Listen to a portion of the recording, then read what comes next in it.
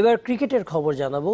মুশফিক, মুমিনুল আর Imrul কায়েসের injury Bharat সফর miss করার মতো গুরুতর নয় নিশ্চিত করেছেন বিসিবি চিকিৎসক দেবাশিস চৌধুরী।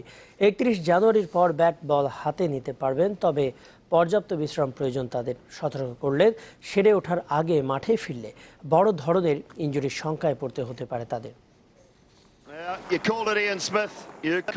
নিউজিল্যান্ডের মাটিতে 4 ডেবিউট্যান্ট নিয়ে টেস্টে নেমে টালমাটাল বাংলাদেশ।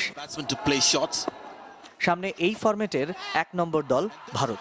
এবারের মিশনটা যে আরও কঠিন সন্দেহ নেই তাতে। প্রতিবেশীরা প্রথমবার ডেকেছে, সেই লড়াইটা যদি সমানে সমান না হয় গত 2.5 বছরের অর্জন নিয়ে প্রশ্ন উঠবে, সন্দেহ নেই। ক্রিকেট বোর্ডও জানে কঠিন এই সফরে অধিনায়ক মুশফিক ও মোহাম্মদ শহীদ আর টেস্ট দলের 2 অপরিহার্য সদস্য ইমরুল ও মুমিনুলকে দলে পাওয়াটা কতটা জরুরি। তো মুশফিকের ইনজুরি যেটা হয়ে গেছে আঙ্গুলে, তো আশাপ্রদ ব্যাপার হচ্ছে যেহেতু ফ্র্যাকচার নেই সেহেতু আমরা খুব একটা চিন্তিত নই ওর ইনজুরি নিয়ে। এখন এটা ওর ব্যথা কমা সাপেক্ষে ও খেলায় ফিরে আসতে পারবে।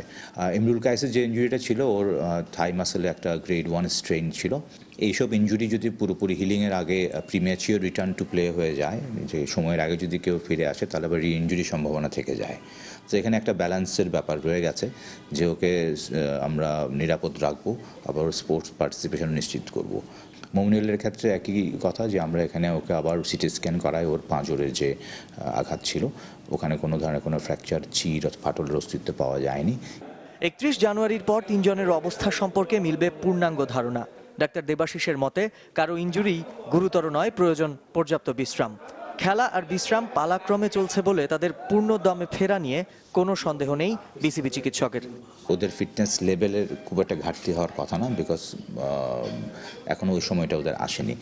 তো এই জন্য আমাদের টিম ম্যানেজমেন্ট চিন্তা করেছে ওদেরকে এখন রেস্টে রাখাই ভালো, কারণ রিকভারির দরকার আছে। কিন্তু সামিউল টিটু, চ্যানেল 24, ঢাকা।